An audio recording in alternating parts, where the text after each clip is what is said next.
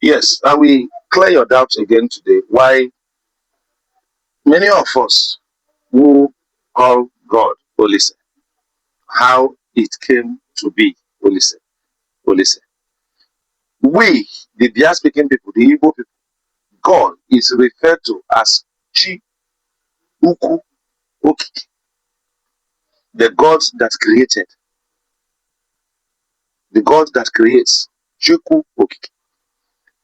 So we call it Chukwu. Now, what happened? During the time of this trouble of Biafra war, do you know that the federal troops came to this side? So anyone that identified himself as an Igbo, you know what happens to such a person?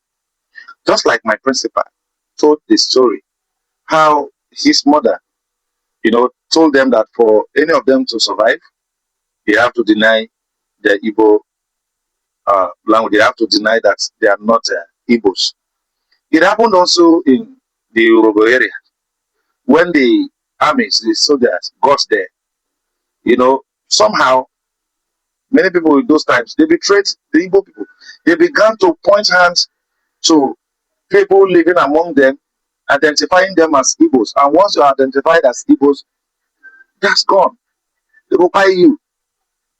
So do you know that many people from there, when they give birth to children, they begin to give them Urhobo names. So instead of even calling God Chukwu, or if the army comes and asks you, what do you call God? And you say you call God Chukwu, they identify you quickly as an Igbo person, and you know what follows. So that was how so many began to adopt the change and began to refer to God as OLISE. Not actually Chukwu. Many of them too began to give birth to children and give them Urhobo names or give them Isoko names. That is to say, when you are asked what is your name, because even after the buying of the people, from there, it was like government not in good terms with all these people. So you can't actually even get anything good from the government. So if your name is Azuka, if your name is Emeka, if your name is Ifani, if your name is Chinedu, whatever Igbo name that you bear, it was very difficult for people to get work or to get a good relationship with your neighbors. So that led to many people began to deny their identity. This is what we are suffering from today. That is the birth of this identity crisis that we are seeing today all over. Unless deep down you know very well that all their speaking people are Igbo people. They are all Igbo people.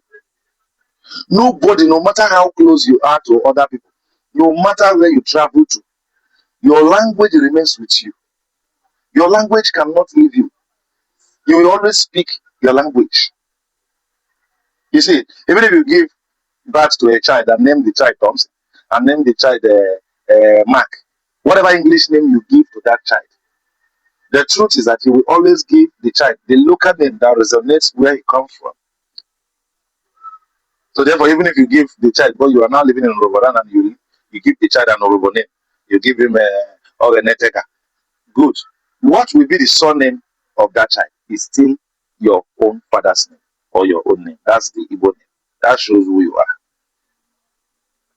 We are all Igbos. And ANIOMA state will be created in the Southeast geopolitical zone. And we are happy about it.